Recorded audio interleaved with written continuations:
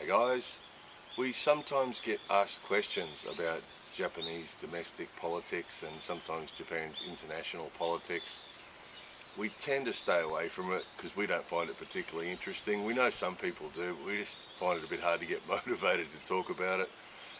However, something came up we thought you might be interested in. Some people have asked us on different occasions what Japanese people think of Trump, America's Donald Trump.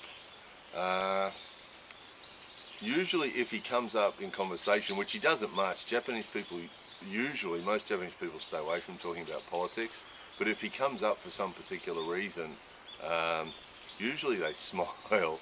They smile or sometimes laugh, but they're fairly diplomatic, so they're sort of fairly polite about what they say, but you can usually see by their smile or by their laugh, they find him a pretty amusing. If he's depicted on Japanese TV, usually it's the hair's really exaggerated and then his face is really red and angry. That tends to be how they depict him on television. So that's it. But what triggered this video was we were spending some time with some family friends, and the young guy is finishing his last year of high school and had done his examination to try and enter university. And he had his English section of his examination there, and he said, "What do you think of this? You know, how did I do?" So we're checking his answers to see how we think he might have done in his exam. But what was interesting was he was given this, what do you call this? Some written stuff on which to, they had to correct some grammar, or he had to fill in some words or something, right? So just a quick overview, right? It says, the title is, now keep in mind this is given to last year high school students. It's an entry examination for university, right? And this is the text. "A rash trade war may not leave Trump sick and tired of winning," in quotations.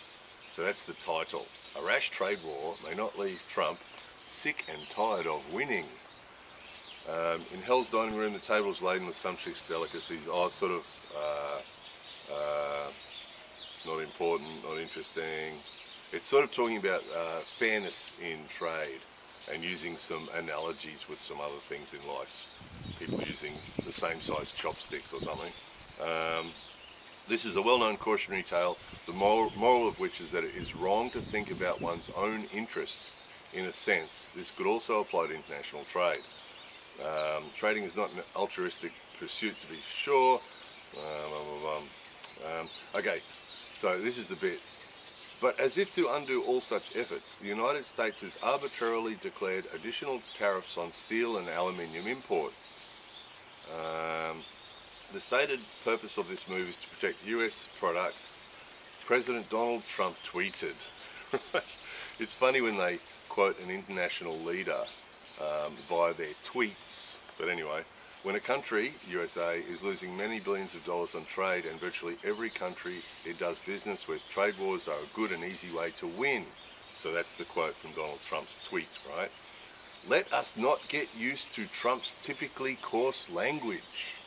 Now that's what this. So the first part was a quote, but this part is just the dialogue itself, written by whoever it is writing specifically for these high school students going to university. "Let us not get used to Trump's typically coarse language. The US automotive industry is not happy as increased tariffs spell higher material costs. Even the White House must be aware of the risk, but economic nationalism has apparently prevailed." So they're calling him an economic nationalist. "In retaliation, the European Union has threatened to slap tariffs on iconic US products, including Harley-Davidson, Levi jeans. But Trump has escalated his rhetoric by talking about taxing European-made cars. So go back to the tale of Hell's dining room. It now looks as if the diners are about to start stabbing each other with the long chopsticks." So isn't it amazing? Usually Japanese people stay away from talking about politics, and usually if they do talk about it, they're usually fairly reserved and fairly polite about it.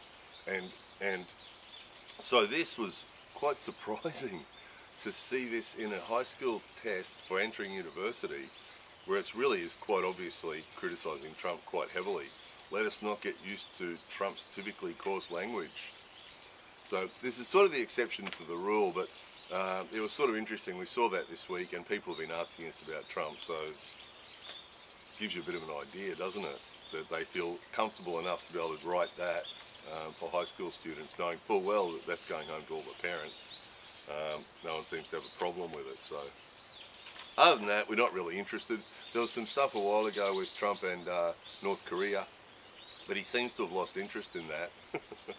And the North Korean guy, Kim, seems to have lost interest in it as well. We haven't heard any more.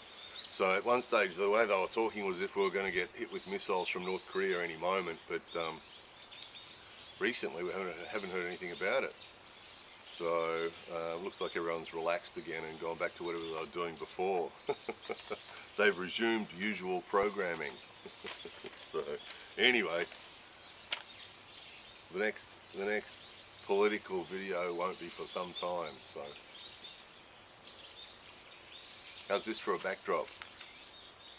More videos coming soon.